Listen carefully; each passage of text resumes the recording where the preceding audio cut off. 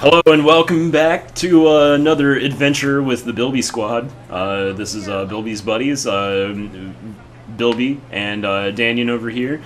Let's go ahead and get this show back on the road. What is this, episode 4 now? Yeah, it's episode 4. Join us back on this never-ending quest to try to get good audio. Yeah, we had a technical difficulty, not with the game or the audio, but the power decided to randomly shut off like a bastard. So anyway, that's why we're not exactly back where you last saw us, but that's okay. We got what we needed, and when we booted the game off, or when the game booted off and came back, we're actually back where we needed to be anyway, closer to where we needed. So now we're on our way to catch some robbers.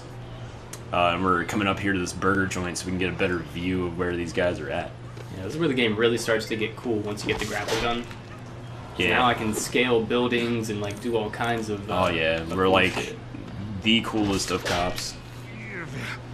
All right, so you know we had I mean I know we're gonna talk about this on the podcast on Sunday, but and everybody will formally be hearing about it at least by Monday. But so there was a Magic Top 8 this past weekend, right? It was actually, I mean, I hate to call it interesting.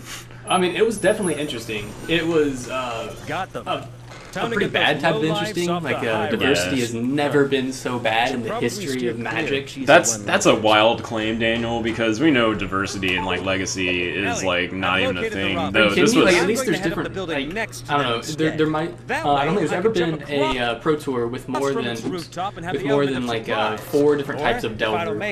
Blue, red Delver. Yeah, but that was like a very, very short period of time, and Modern was suffering from the same problem. And it also wasn't for a Pro Tour. They had it fixed before the Modern Pro Tour. Right. So this is the worst Modern Pro Tour diversity finish in history, I would go so far as to claim. Yeah. There's there was the 2004 Pro Tour that had all the Flash Hulk decks. Right, yeah. And then there was the 2008, I think it was, Berlin Pro Tour that had all the Elf Ball decks. Yeah. But, and so at least that had 3 types of decks in the top 8. This one only had 2. Yeah. It was almost like I was watching a Netrunner like World Tour type thing where it was just like the same deck over and over again playing against one another. The deck, but that's because there were some new cards, right, that kind of like made their way into Modern. Yeah, I mean, it was actually, I thought it was very interesting because of the reason that it was Eldrazi.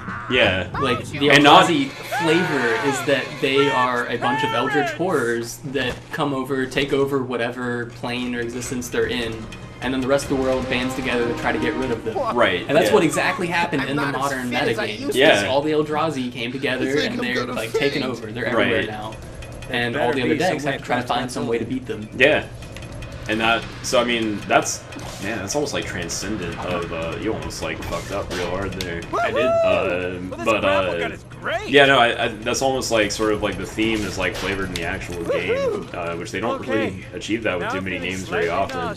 I guess like the cool thing about that deck though was that like, you know, every other, since the Eldrazi's came around in the original Zendikar, back in what was that, like 2008, 7? Yeah, I mean the only way to play them in any kind of competitive way was to cheat them out somehow, and usually the only ones that I think anybody ever played was like Kozilek in some instances, and mostly Emrakul. All the Titans. Now there's actually like you can play one of the Eldrazi minions and it still be competitive. Right, exactly. And so like, and it wasn't just people trying to cheese them in. It was people actually like just straight playing them, right? Because of the way the deck was. Yeah, I mean, I would still consider them cheating it out because the lands they use get such fast mana. Yeah.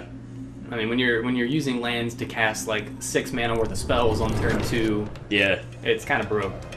That was a hell of a jump. I mean, I might be freaking out too after that shit. Yeah, if you were a criminal and you just climbed to the top of the tallest building, and fucking Spider-Man comes out of nowhere, I would be terrified. Parkour. Alright. I'm watching this new anime this season called Prince of Stride. and it's kind of like gives you that flavor. You know, one of the cool things about that is like, you know, you see like the people that do just like free running, and it's sort of just like, you know, freestyling and stuff like that.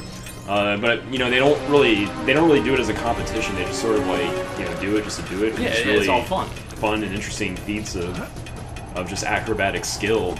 But this like actually kind of like sets it up where it's like a competitive race between two people, and I thought that was like kind of cool how they did that. They have like communicators and stuff like that, and they can like I didn't even realize bounce paths, but it's sort of like a wait, that's not like a triad. Like, what do you call it? Like when you have like a you know, in a running competition where you have like the people they trade off or whatever. Oh, you're talking about a relay? Yeah, it's like a relay race type thing, but like with parkour and stuff. Shit. And it's, I mean, I thought that was really cool. I mean, conceptually cool. The show, I guess, is not like for me is not gonna have like too much staying power because it's like a lot of that just like shonen bullshit where it's just like a bunch of like friends like in high school or whatever, and I mean it would have been nice if they could have done that without like having to have all that go on, but you know.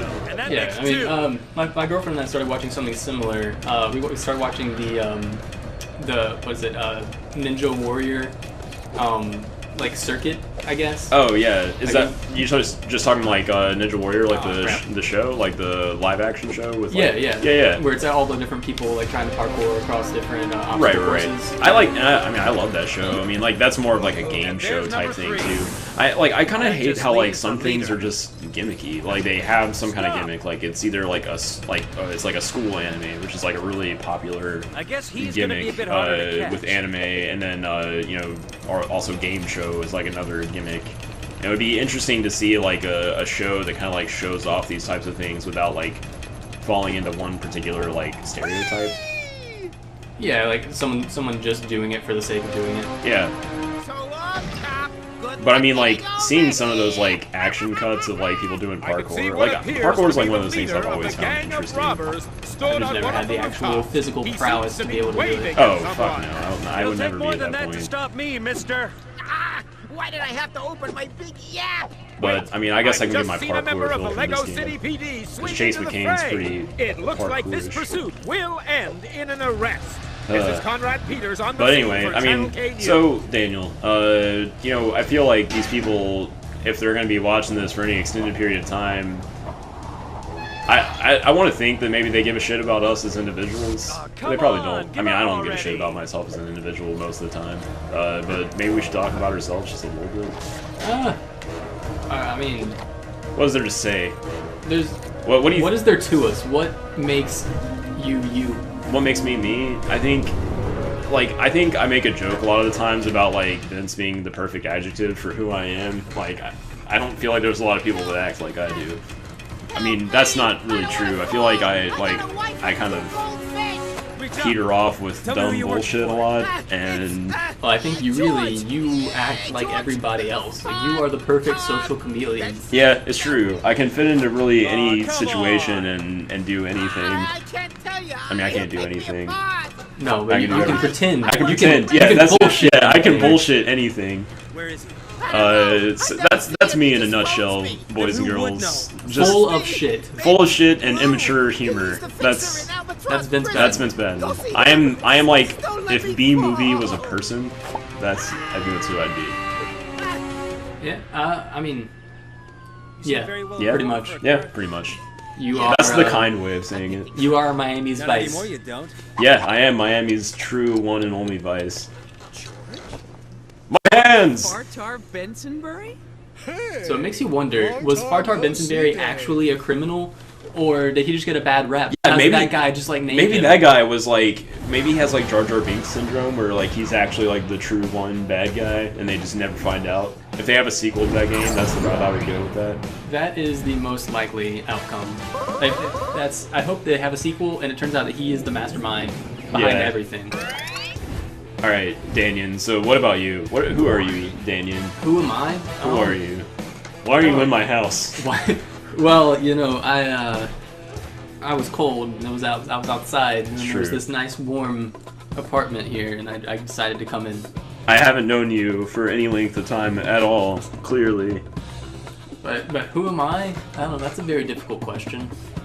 I feel like you're very like it's very interesting to have you in this like this get up and scenario, because I feel like you're like one of those people that sort of like reserve talks, and like just that's your strength. Like you always like think a lot about the things you say before you say them. Like Daniel's the kind of guy like when I'm just spouting a bunch of dumb bullshit.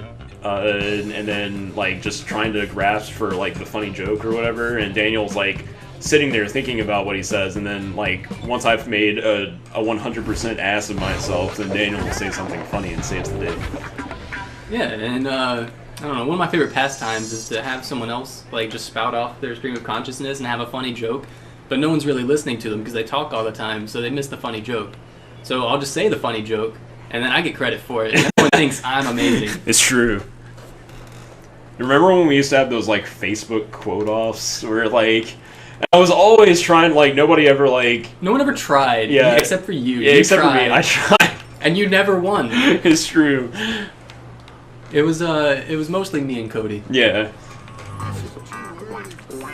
And occasionally Phil. Yeah. Cody has a knack of just... I think it's because most of the things he says are 100% outlandish. And, yeah, ridiculous. Yeah. I'm pretty absurdist. Yeah. Maybe I just don't convey it very well. Do you know how I can get there? No, you convey it pretty well. Oh, okay. It's a saving grace here. What if the chief Frank didn't get my know? number.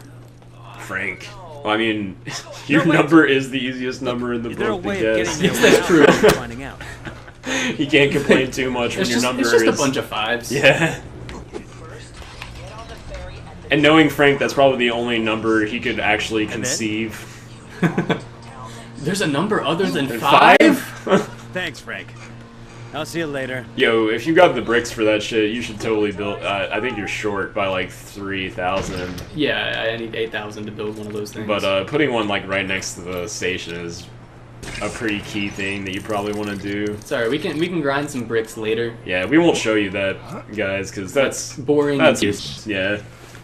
I mean, it's not boring and tedious to play through, but it's boring and tedious to watch. I really urge you guys to like pick up this game and try it out at some point. I mean, it's fun like just to experience this by yourself too.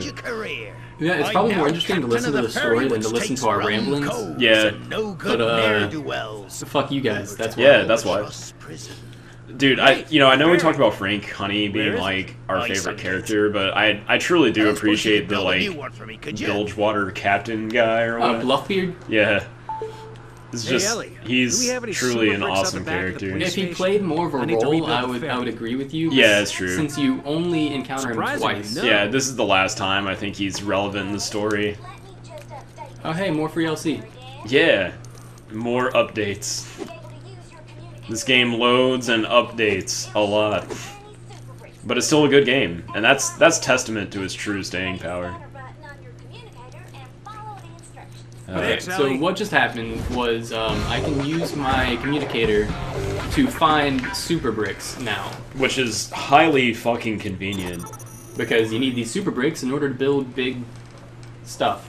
Big yachts and shit. They're pretty much laced throughout this little like exercise area in the police station for like... Is this like where the criminals exercise? Like over here? Over here? No, this is just the docks. Like no, like up, like where you find the super bricks. Oh yeah, some of them. Oh, that's why the fuck am I looking here? I'm allergic to the thing I just pointed out. Oh, they're usually they're up there that way. Yeah. So these circles on the ground, I think we should probably like explain like what those are a little bit. Oh, you're talking about this thing right here? Yeah. So okay, so these circles, like we talked about earlier, with the different costumes and stuff like that, and you get the different abilities. There's more that we're gonna unlock later, and like you'll see there's a super brick in that one room, but we can't really go in there until like if you go and tap like you're gonna he can't do it because he's not that particular one is for the firefighter. Once you get the firefighter outfit, you can come back and get some of these things, and also the purple one is the criminal, which we'll actually be getting fairly soon for you guys. Yeah, once we make it to the prison.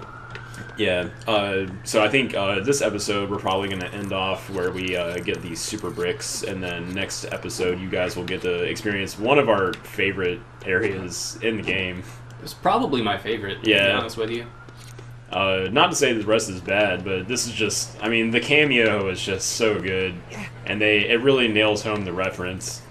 In fact, Daniel and I might just stop and watch that movie before we start recording again. It's a distinct possibility. Yep. I just gotta find how the hell to get up there where that super brick is. I think you climb up here. Yeah, I'm pretty sure it's over on this side of the police station. Because I have to be up there. Let's see. Oh, no, I fucked up. No, yeah, I was about to say, you're going the right way. I think you can, like, go up the stairs here. Oh, yeah, that's right. Okay, you can build that, and then that gives you a route back around on that side. So you don't have to, like, walk all the way around. It's convenient little things the game does from time to time. Yeah, so, yeah, this is, like, there you go. This is the area where, like, the prisoners, like, exercise and stuff like that. Don't jump. Do I have to build this? I think I have to build this. Yeah, there we go. And now, I saw. You done goofed. Look, all I do is press the B button, and it's supposed to happen. Like, see? Why is it doing that? I think. Maybe you have to. Do I have to spin it? Yeah. Yeah. Move over a little. Yeah. There we go. There you go. Oh, so you didn't have to spin it, you just had to, like, jump from there. Yeah, I think you were jumping forward and not getting enough lift. Most likely. Yeah, just crawling around. Spider chase. You weren't even, like, on the bricks there for a second. It's just, like, materializing. There you go. Yep, now I just gotta slide under over here. And I'm pretty sure there's a brick at the very top. Yeah. I like how the game, like, auto-saves when you get a brick. Yeah, it's very convenient if you... God damn it. I shouldn't have tried. Oh, no! Daniel, why? No! Yeah! Well, I screwed the pooch. Oh, yeah. We're doing it, guys. Just tried dicking around a little too much. So, you know, this Friday we've got the next big Marvel movie coming out, Deadpool. You know, like, I feel like everybody's kind of excited for this one now. I'm just really excited about the job the marketing team's done. Yeah, I know. I mean, like, I mean, if anything, that's just a testament that, like, that was one of those movies that I didn't think they would give us, and I feel like the fans really pulled through for that one, and I think that says enough for it as it's, like, for itself, you know? It's sort of like a testament to kind of like how the Bernie Sanders thing is going on right now, like, where, like, he's not running a campaign with, like, a shit ton of money or anything. Oh, whoa! Destroyed! I forgot that happened. Yeah. So, well, it's like some areas you can swim and some areas you can't. Yeah, I'm pretty sure it's the open ocean. A shark's gonna come eat you. Yeah. But then if there's like a small little like bay area, you can swim in it. Yeah. Damn, that's a lot of monies. Gotta suck on them muns. Yeah, I like how I built a boat and it gives me money. Yeah. All right, these super builds, what they are like ferries from one area to another. Like, we clearly just built a ferry that'll take us to another island. Don't the like the little like no mistake. Like the areas where you like build the platforms to call in vehicles, those are technically super builds too, yeah, right? those are super builds as well. But like most of the super builds involve like creating a train station or yeah, it's like something pretty, you know, big. Some of them make it easy to travel from one area to another. Yeah. Like this, I now get to go to Albatross Island. Yep, so you hop on your little ship here. And off we go. I like how you're just one man in a ferry. Like, you could have built, like, a dinghy and it would have been enough, but... Yeah, but I mean, that wouldn't be enough for Bluffbeard. It's true. He only drives or sails the most magnificent of ships. Yeah, the finest vessels for him. Beep, beep. He was much tamer this time around than he was with the giant cargo ship. I feel like he doesn't feel like he has to be as flashy of a build rat. It's nice to see. All right, but I think this is where we'll stop for now. We're now here at the Albatross prison, and you'll get to experience why we love Albatross prison oh so very much. Thank you for listening to us be a bunch of dickheads, and we'll be fucking on right around later. Goodbye.